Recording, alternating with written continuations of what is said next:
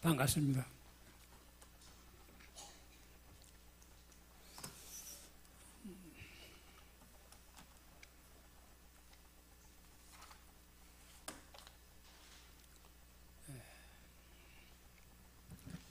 신부하고 목사하고 유대교 랍비 세 분이 모여서 하나님께 드리는 헌금 이야기를 하고 있었습니다.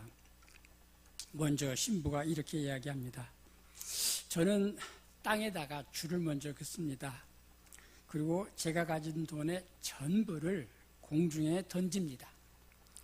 줄 오른쪽에 떨어진 돈은 하나님께 바치고 왼편에 떨어진 것은 제 주머니에 다시 담습니다.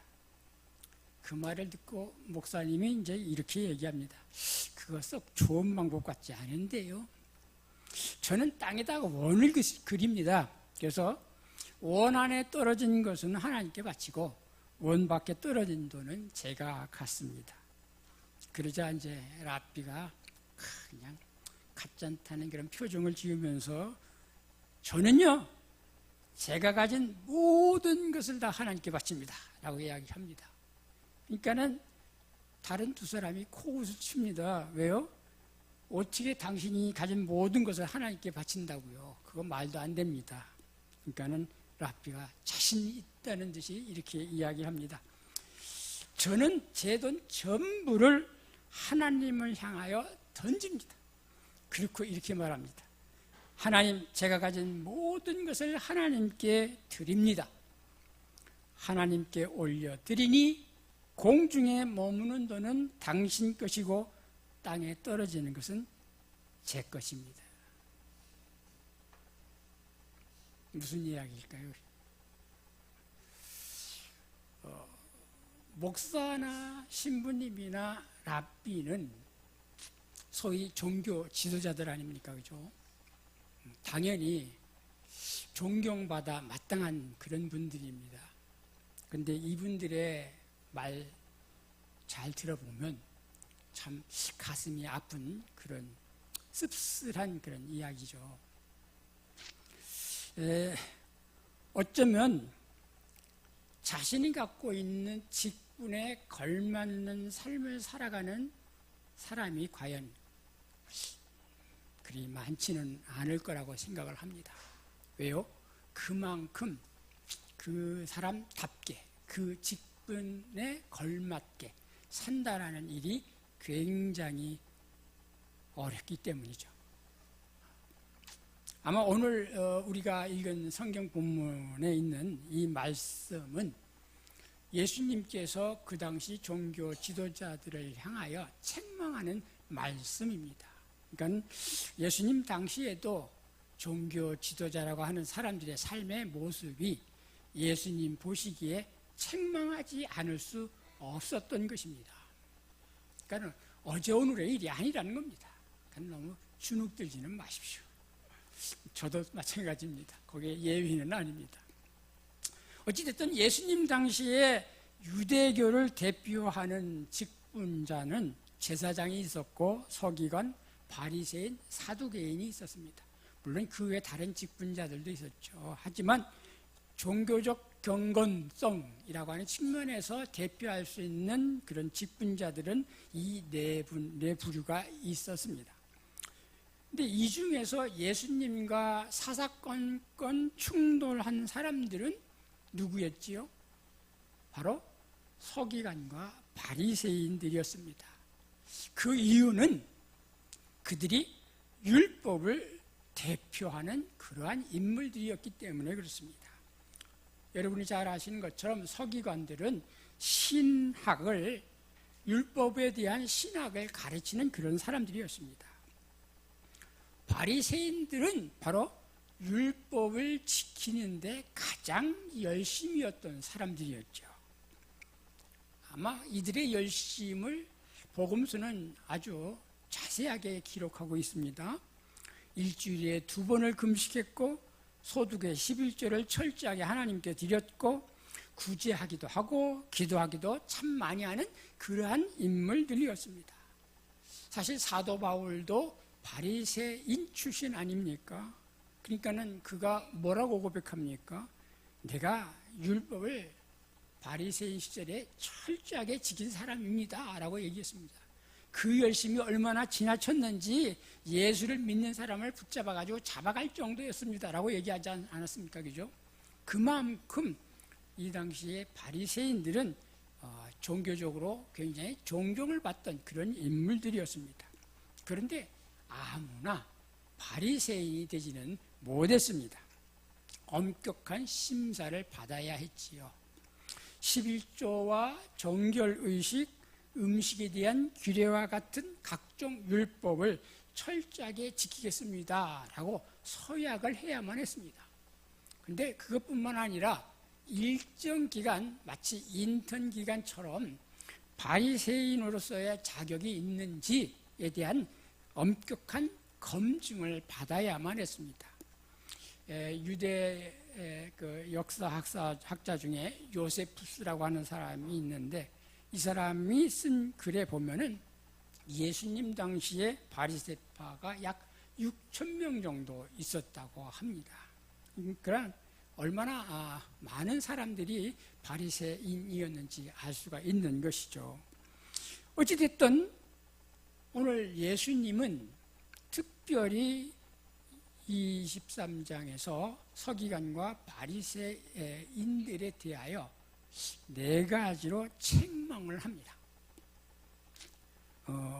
어쨌든 이들이 어떤 잘못을 저지르고 있는지, 그것은 우리에게 우리의 삶의 모습을 되돌아볼 수 있는 일종의 거울 같은 그런 모습을 우리에게 보여주고 있는 것 같습니다. 우선 첫 번째로,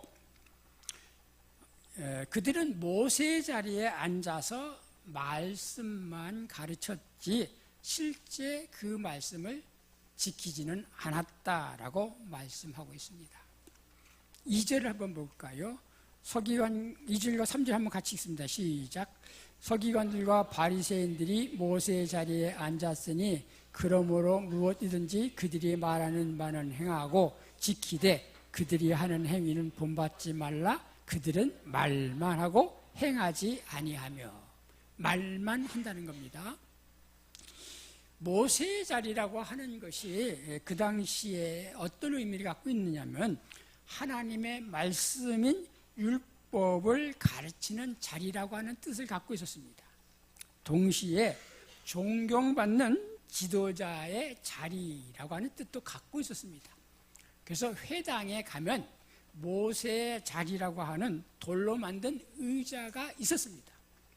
그리고 이 돌로 만든 의자에 앉아서 회중을 바라보면서 율법을 잘 아는 사람들이 말씀을 가르치곤 했습니다. 그런데 예수님께서는 이들이 율법을 잘 가르치지 못했다고 책망하지 않습니다.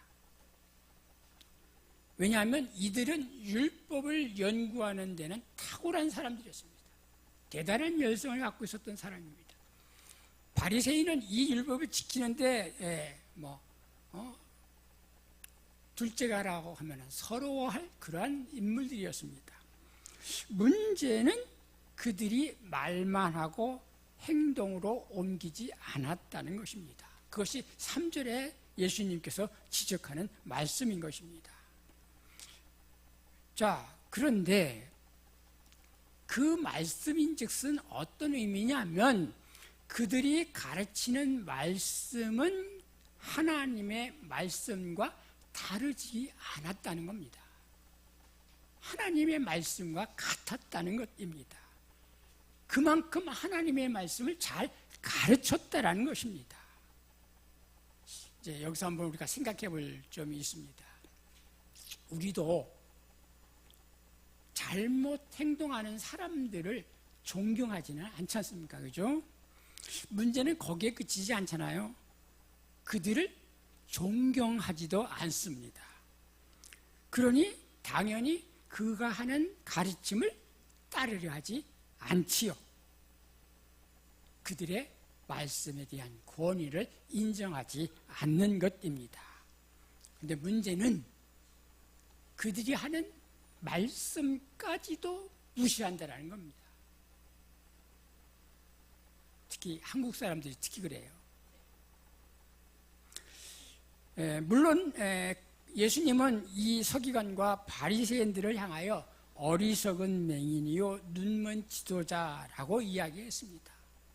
그렇게 말씀하시는 예수님조차도 그들이 가르치는 말씀, 가르침은 따르라 라고 말씀하고 있는 것입니다.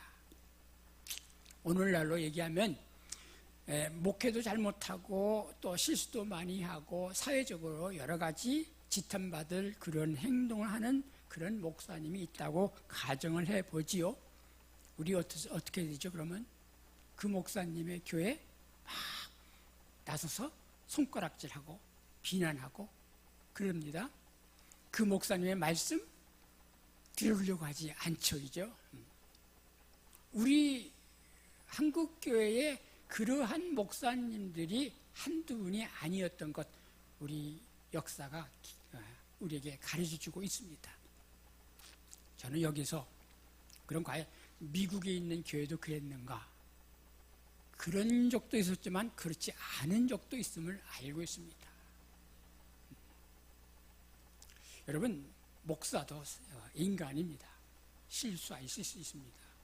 그러나 오늘 저는 여기서 그 실수한 목사님을 한국의 기독교는 품어줄 수 없는 토양을 갖고 있는 건가? 꼭 그래야만 하는 건가? 하는 생각을 해봅니다. 제가 지난 1월 달에 와가지고 지금 교회에 꼭 필요한 것이라는 제목으로 말씀드리면서 그게 바로 용서다라고 말씀드렸습니다. 저는 우리 한국교회에 이 용서하는 그러한 풍토가 있었으면 좋겠습니다. 그래서 실수한 목사님에게 다시 한번 기회를 드리는 그런 풍토. 그래서 그분을 다시 우리 품 안에 품을 수 있는 그런 아름다운 이야기들이 많았으면 좋겠습니다. 그래서 다시 이제 본문으로 돌아가 보면, 여러분, 왜 그러면 우리가 이렇게 서기관과 바리새인들이 하는 말씀, 비록 그들은 우리가 존경하기 곤란하다 할지라도 그 말씀은 왜 지켜야 하느냐 하는 것을 좀 생각해 봐야 합니다. 그 이유는 딱 한 가지입니다. 그들이 전하는 말씀이 하나님의 말씀이기 때문에 그렇습니다. 여러분, 하나님의 말씀은 그 말씀을 선포하는 사람에 의하여 그 권위가 좌우되지 않습니다. 그렇지 않습니까?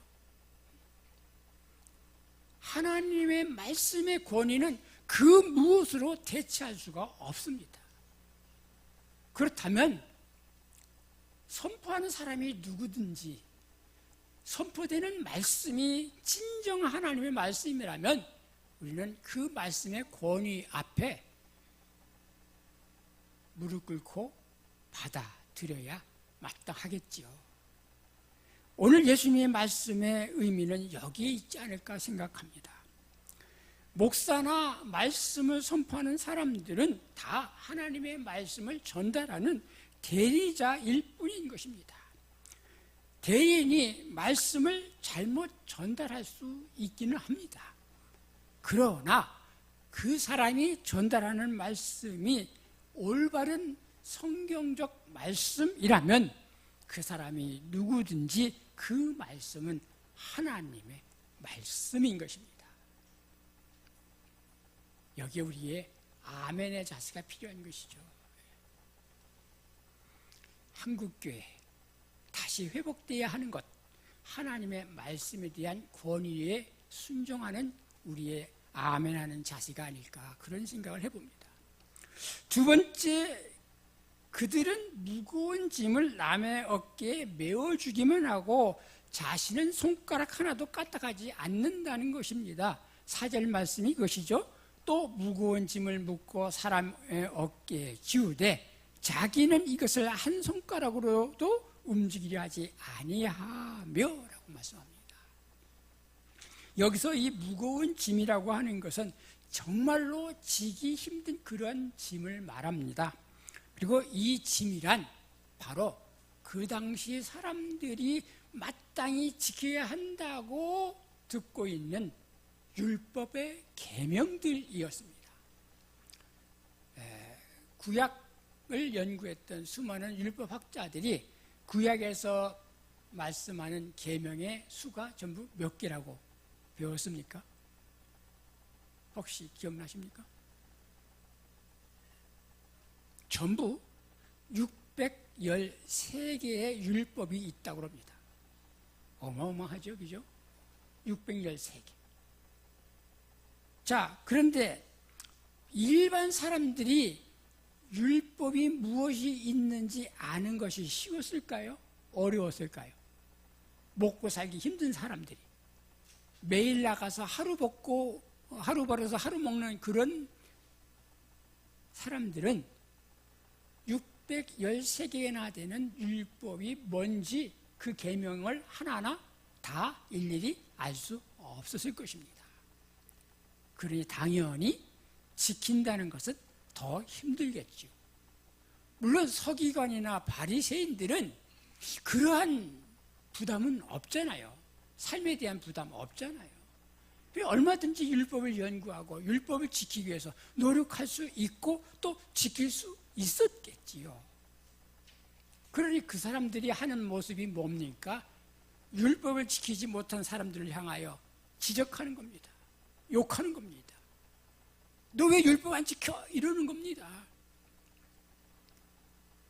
진짜 일반 사람의 입장에서는 진짜 마음속으로는 막 화가 나는 그러한 지적질이 아닐 수 없습니다. 그래서 예수님께서는 뭐라고 얘기합니까? 수고하고 무거운 짐진 자들아 다 내게로 오라. 내가 너희를 쉬게 하리라. 그러면서 두 가지만 지키면 된다는 겁니다. 어떻게? 하나님을 사랑하고 내 이웃을 사랑하라. 이게 내가 너희들에게 주는 가벼운 짐이니라 이렇게 말씀하십니다. 사실 한국 교회처럼 예전에 지금은 좀 많이 좀 나아진 것 같기는 합니다만 교회 안에서 지켜야 할 그런 율법들이 많이 있었지 않습니까? 그죠? 술 먹는 거, 담배 피는 거, 또 성수주의를 하는 거, 헌금하는 거. 아마 지금도 훌륭한 성도다라고 칭찬을 들으려면 이런 거 안 지키고서는 쉽지 않죠. 그죠? 그런데 혹시 우리도 이 무거운 짐을 이제 막 들어오는 그러한 새신자들 또 아직 믿음이 굳건한 반석에 있지 않은 성도들에게 강요하고 있지는 않는지 우리 한번 되돌아볼 필요가 있습니다. 예전에 제가 부교육자로 섬기던 교회에 저녁 집회를 하는데 밖에서 이제 성도들 갖다가 환영 인사를 하고 이제 나와 있었습니다. 그런데 아주 남루한 옷을 입은 마치 거지와 같은 모습을 한 냄새를 풍풀 풍기는 한 분이 교회 안으로 들어오려고 하고 있었습니다. 제가 어떻게 하면 좋을까요, 그때?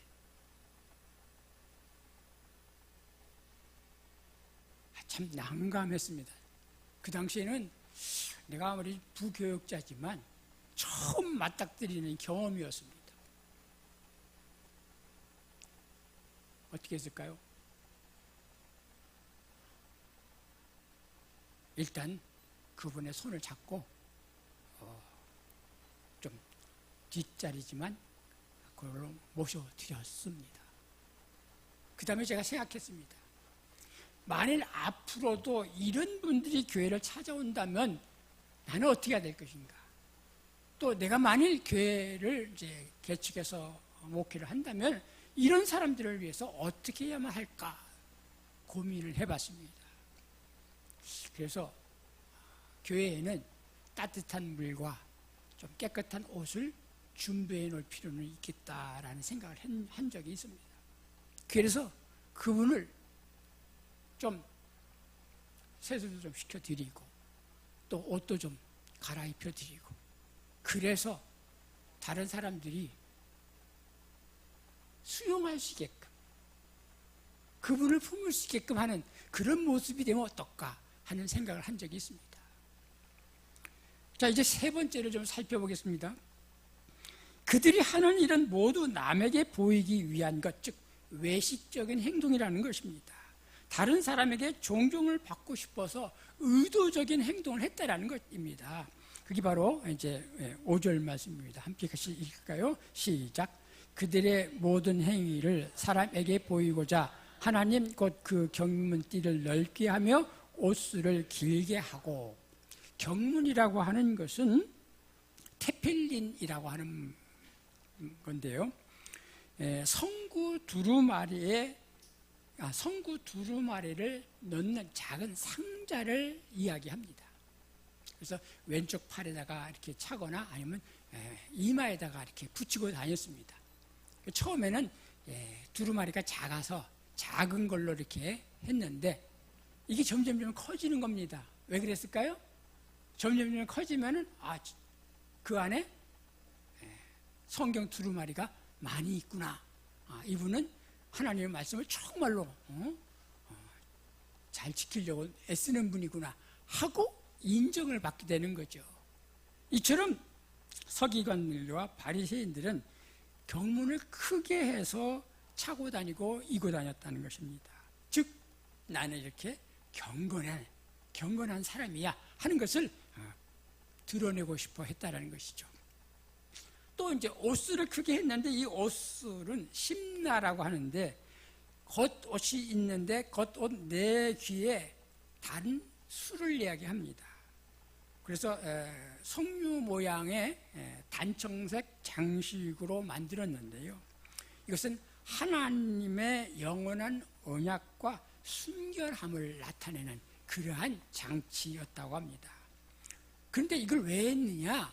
그것을 통하여 하나님께 내가 영광을 드립니다 라고 하는 그런 뜻이었다고 합니다. 그런데 이걸 크게 하면 어떻게 될까요? 나 이만큼 하나님께 영광을 올리고 있어, 이거잖아, 이기죠. 그러니까 이들은 이런 식으로 해야만 자신의 경건함을 다른 사람이 알아줄 것이라고 생각한 것입니다. 혹시 우리에게는 우리의 경건함을 드러내기 위해서 다른 사람이 이렇게 하면 나를 더 경건하게 알아줄 거야 라고 하는 모습은 혹시 없는가요? 여러분, 경건은 사람들에게 인정받아야 할 그런 덕목은 아닙니다. 누구에게? 하나님에게. 그죠? 하나님이 우리를 인정해 줘야 하는 것이죠. 그죠? 그러니까 하나님께서도 내가 거룩하니 너희도 거룩하라 라고 말씀하시지 않습니까? 그러니까 성도는 거룩하게 구별하기 위하여 따로 불러 모은 사람들이 성도 아닙니까? 그죠? 구별된 자. 누구로부터? 세상으로부터. 그래서 누구로부터? 하나님으로부터 인정받는 것. 그것이 경건인 것입니다. 이제 네 번째 마지막으로 예수님께서는 이들이 윗자리에 앉는 것을 좋아한다 그렇게 말씀합니다. 6절 7절 같이 읽습니다. 시작. 잔치의 윗자리와 회당의 높은 자리와 시장에서 문안받는 것과 사람에게 랍비라 칭함받는 것을 좋아하느니라. 칭찬받기를 좋아하고 인사받기를 좋아한다라는 것입니다. 참, 잔치 자리에 가면 이제 그 아주 메인 좌석들이 있잖아요. 근데 이 사람들은 탁 하니 그 메인 자리에 가가지고 덜썩 주저앉는 거예요. 왜? 나 이런 사람이야. 의시되는 거죠. 그죠? 또 회당에 가서도 아주 탁 맨 앞에 탁 앉아가지고 나 이런 사람이야 하고 앉는 거예요. 근데 사실 회당은 하나님께 예배를 드리기 위하여 가는 장소지요, 기죠. 그럼 하나님께 예배를 드리러 가는 사람의 기본 자세는 하나밖에 없습니다. 그것은 겸손밖에 없습니다. 자기를 드러내기 위해서 가는 자리는 더더군 아니지요. 그죠? 그런데 이들은 회당, 잔치집 항상 높은 자리에 앉습니다. 그리고 이들은 또 어디를 찾아간다고요? 시장을 찾아가요. 왜요? 거기는 사람들이 많이 있거든요. 그래서 이들이 탁 폼주고 시장에 들어가면 사람들이 아무개 라삐님 오셨습니까? 아무개 선생님 오셨습니까? 하고 칭찬하고 인사하고 그러면 다 거드름 치면서 그 시장을 지나갈 수 있잖아요. 내가 이런 사람이야. 얼마나 기분 좋겠습니까? 그죠? 그런 거를 좋아한다는 것입니다. 하지만 여기서 존경이라고 하는 문제를 한번 생각해 보십시다. 여러분, 그러면 정말 존경받을 수 있는 건가요? 그렇게 높은 자리에 가면 존경이 자연스럽게 따라오나요? 여러분, 존경은 내가 존경받고 싶다고 해서 받을 수 있는 것이 아닙니다. 내가 할 수 있는 일은 아무것도 없습니다. 그렇잖아요. 다른 사람이 해줘야 존경이 되잖아요. 그죠? 그렇잖아요. 기본적으로 존경은 수동적인 거예요. 능동적인 것이 아니에요. 내가 열심히 막 뛰고 뭐 달리고 뭐 하고 해야 받는 것이 아니라 다른 사람들이 나를 보고서 존경해 주어야 그게 존경이 되는 것이죠. 즉 나는 할 수 있는 것 하나밖에 없어요. 겸손한 자세로 묵묵히 자신의 자리에서 최선을 다하여 하나님께 영광을 올려드리는 삶을 살면 자연스럽게 따라오는 것이 존경 아니겠습니까? 자, 그렇기 때문에 예수님께서는 이러한 사람들을 본받지 말라라고 말씀합니다. 그런데 한국의 기독교에 이런 모습은 혹시 없습니까? 비록 시장을 다니지는 않지만, 비록 회당에서 높은 자리에 앉지는 않지만, 비록 잔치 자리에 중요한 자리에 앉아 있지는 않지만 이런 모습은 혹시 없습니까? 아마 대표적인 모습이 기독교 신문을 보면 좀 알 수 있을 것 같습니다. 무슨 대회 해가지고 큰 광고가 전면 광고가 실리죠. 거기에 등장인물이 몇 명쯤 될 것 같습니까? 혹시 세보신 적 있으세요? 몇십 명입니다. 몇십 명. 거기 직함 한번 보십시오. 무슨 대회장이 왜 그렇게 많이 있습니까? 아니 무슨 총회장이 뭐 그렇게 많이 있습니까? 무슨 위원들이 왜 이렇게 많이 있습니까? 저는 그걸 보면서 한국의 기독교도 높은 자리에 앉기를 좋아하는 사람들이 많이 있구나라는 생각을 해봅니다. 근데 교회 안에서는 없습니까? 교회 안에서도 여러분 뭐 목사, 장로, 권사, 안수집사, 뭐 서리집사, 뭐 이 직분을 얻으려면 뭐 장로는 뭐 몇백만 원, 뭐 권사는 몇백만 원 이런 얘기 많이 듣지 않습니까? 그죠?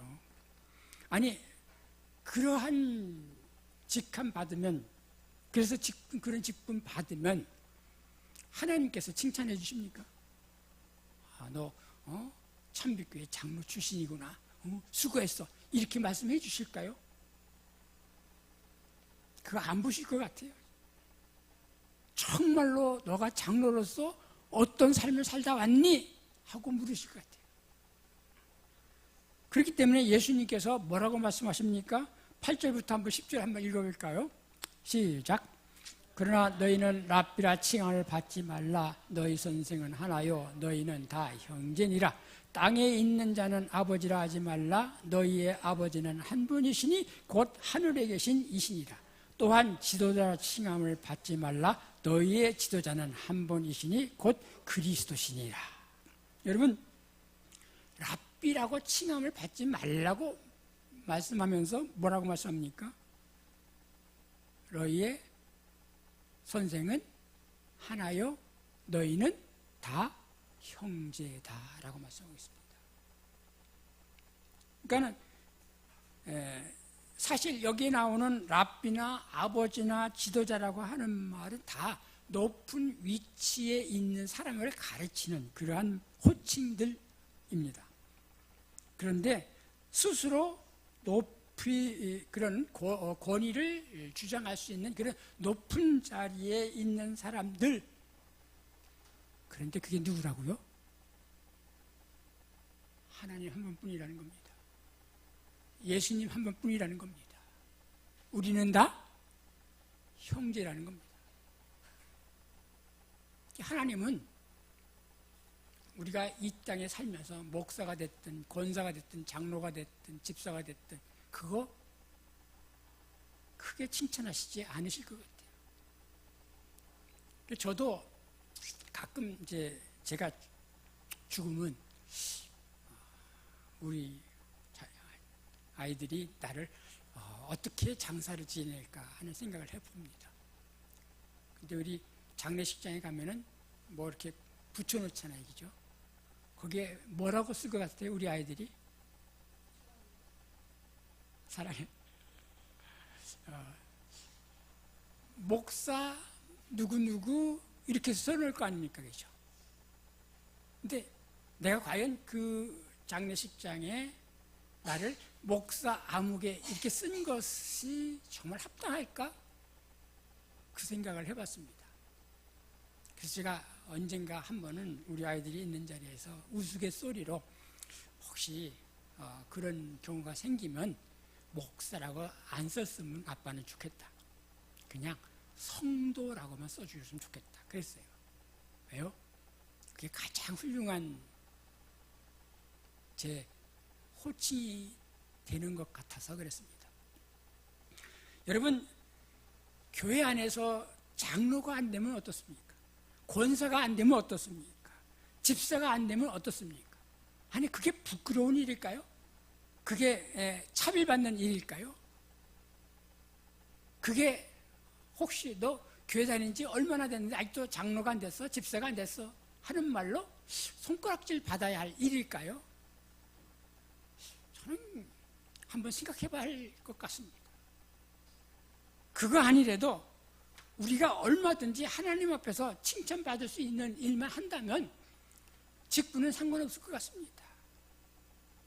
그래서 예수님이 우리에게 이 말씀을 주신 거 아닐까? 저는 그렇게 생각을 했습니다. 그래서 너희는 다 형제니라 라고 말씀하신 게 아닐까? 그렇게 생각하는 겁니다. 그렇기 때문에 예수님이 그 다음에 뭐라고 말씀하십니까? 11절과 12절 같이 한번 읽어볼까요? 시작. 너희 중에 큰 자는 너희를 섬기는 자가 되어야 하리라.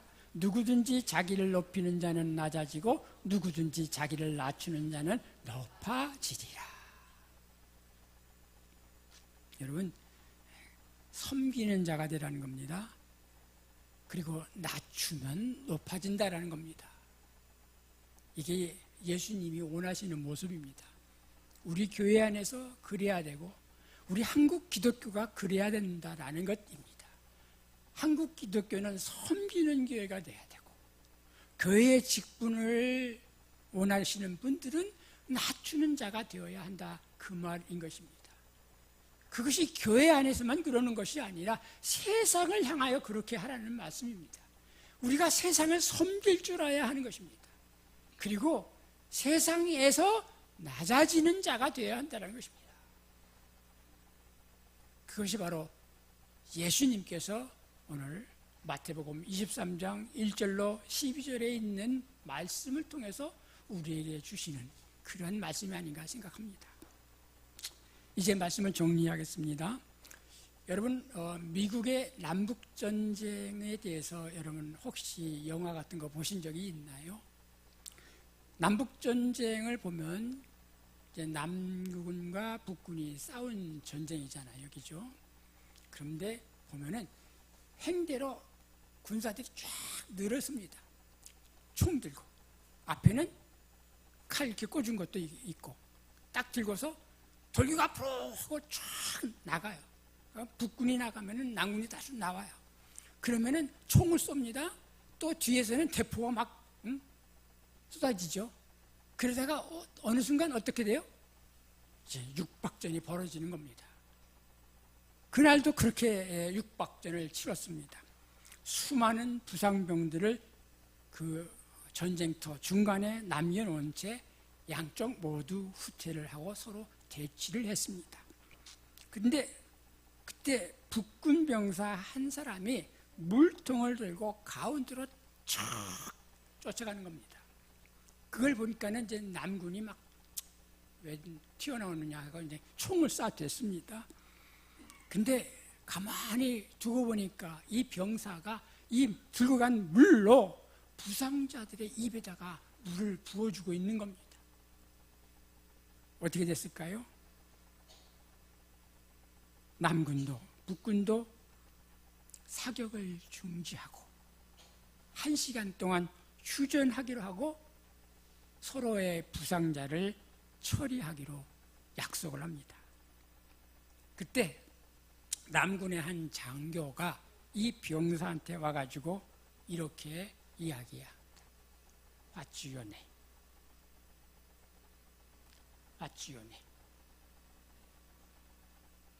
이게 오늘 우리의 설교의 제목이죠. 이 병사가 이렇게 대답합니다. My name is Christian.